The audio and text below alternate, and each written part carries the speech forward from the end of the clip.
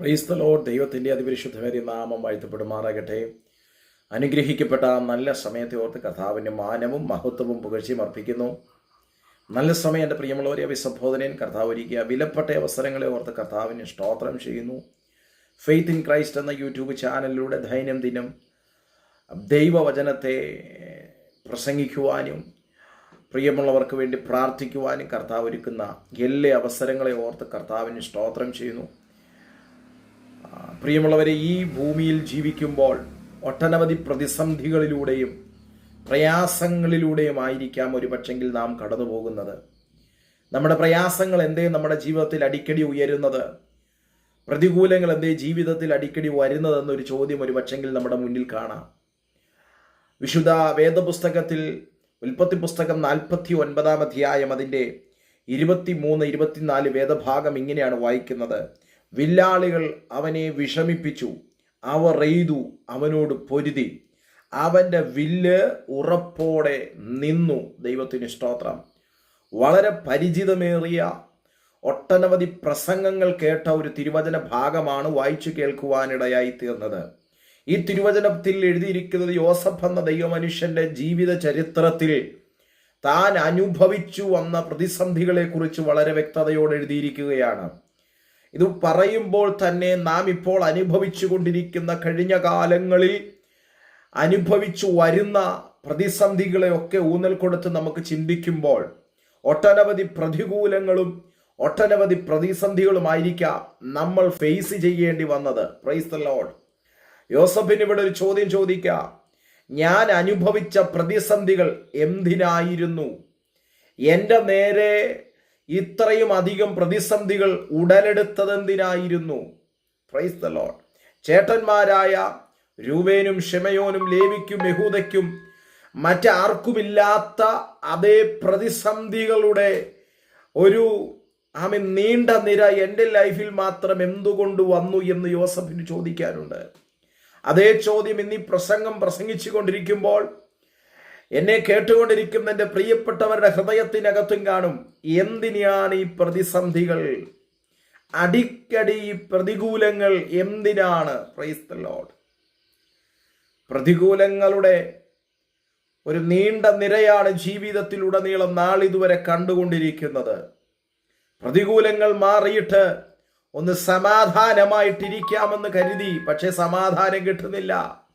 സമാധാനം നശിപ്പിച്ചു കളഞ്ഞുകൊണ്ട് പ്രതിസന്ധികളും പ്രതികൂലങ്ങളും ആഞ്ഞടിച്ചു കൊണ്ടിരിക്കുകയാണ്. Price the Lord. പ്രതിസന്ധികൾ മാത്രം ജീവിതത്തിൽ അടിക്കടി ഉയർന്നു വരുന്ന വല്ലാത്തൊരു സിറ്റുവേഷനിലൂടെ കടന്നു പോകുകയാണ്. ആ വാക്യം ഇങ്ങനെ വായിക്കുന്നു. വില്ലാളികൾ അവനെ വിഷമിപ്പിച്ചു, അവർ എയ്തു അവനോട് പൊരുതി. Price the Lord. യോസഫേ, താങ്കൾ എന്ന മനുഷ്യനോട് എന്നതിലുപരി താങ്കളുടെ മേൽ കിടക്കുന്ന നിയോഗത്തോടും താങ്കളുടെ മേൽ കിടക്കുന്ന ദർശനത്തോടുമുള്ള പ്രയാസങ്ങളാണ് വില്ലാളികൾക്കുള്ളത്. Praise the Lord.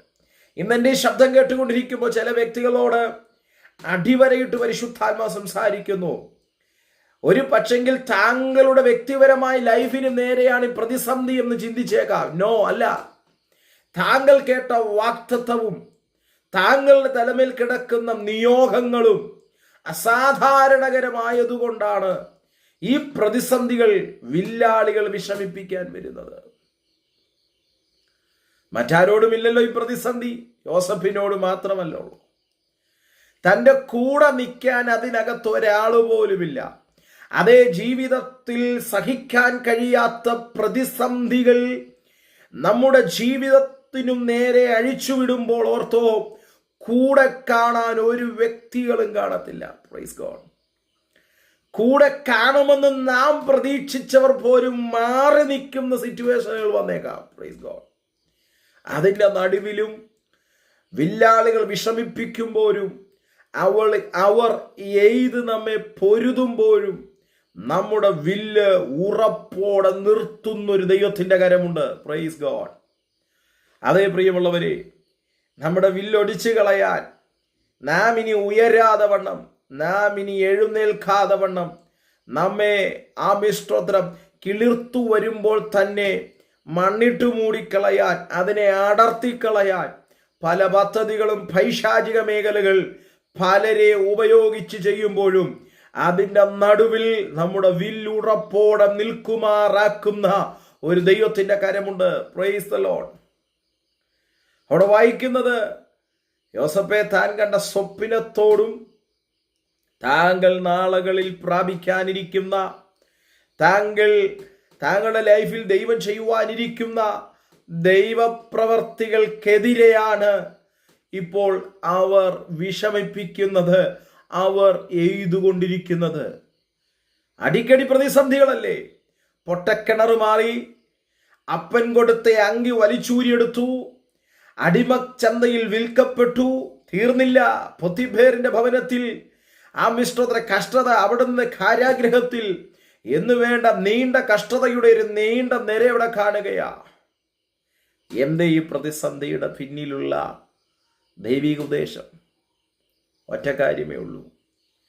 ദൈവം ഉപയോഗിക്കാൻ, ദൈവം ദൈവപ്രവൃത്തി ചെയ്ത് മാനിക്കാൻ യോസഫിലൂടെ ഒരു വലിയ ദൈവപ്രവൃത്തി ചെയ്യാൻ ദൈവം ആഗ്രഹിക്കുന്നു.